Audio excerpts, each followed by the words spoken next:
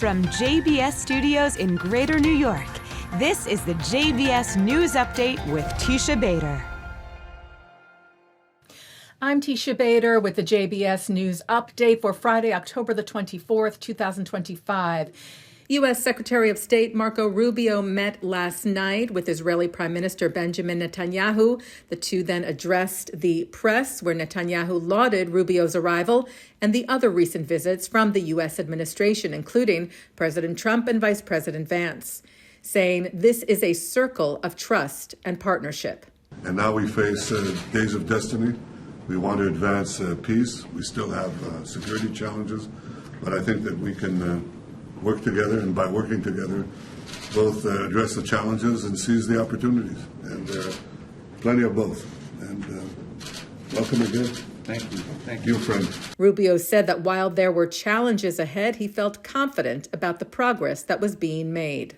The president has made this a top priority, I think, as evidenced by the fact that both Steve Woodcock and Jared Kushner were here for much of the week. I know he spent time with them, and the vice president just left. We crossed on the way.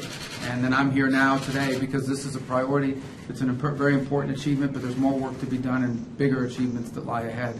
And so we're here to work on that, and we feel very positive and confident that we're going to get there despite substantial obstacles. We're going to get there.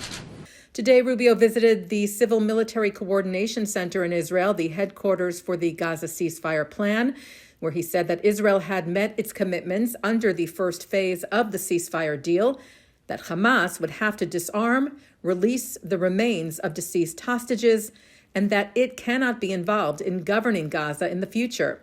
He also said that UNRWA, the UN Relief and Works Agency, could not help deliver aid to Gaza because he said it was a subsidiary of Hamas. The remains of 13 hostages are still being held by terror group Hamas in Gaza. Well, freed hostage Alon Ohel was discharged from the hospital today and returned to his home in northern Israel, welcomed by an exuberant crowd whom he thanked for all their love, telling them, "It's important for me to say that all this love also reached 50 meters underground in Gaza. I felt it every moment. It was crazy, and it's such a joy to come back all together, united." The Jewish Federations of North America announced this week the appointment of Sheila Katz as Chief Jewish Life Officer. Katz most recently led the National Council of Jewish Women for over 6 years. Federation saying she will now work on harnessing the so-called surge of engagement in Jewish life following the October 7th Hamas massacre, aiming to expand Jewish educational and engagement opportunities. President and CEO of Federations, Eric Fingerhut, said the Jewish community is hungering to engage in Jewish life at levels we haven't seen in generations. And Jewish federations across North America are working to see that every community has the tools and resources they need to flourish. Bringing Sheila Katz onto our team is a bold step toward realizing the full opportunity that the surge offers to build dynamic Jewish life for the next generation. And B'nai B'rith International announced that its CEO, Daniel Mariashin, will retire next year after leading the organization for 37 years.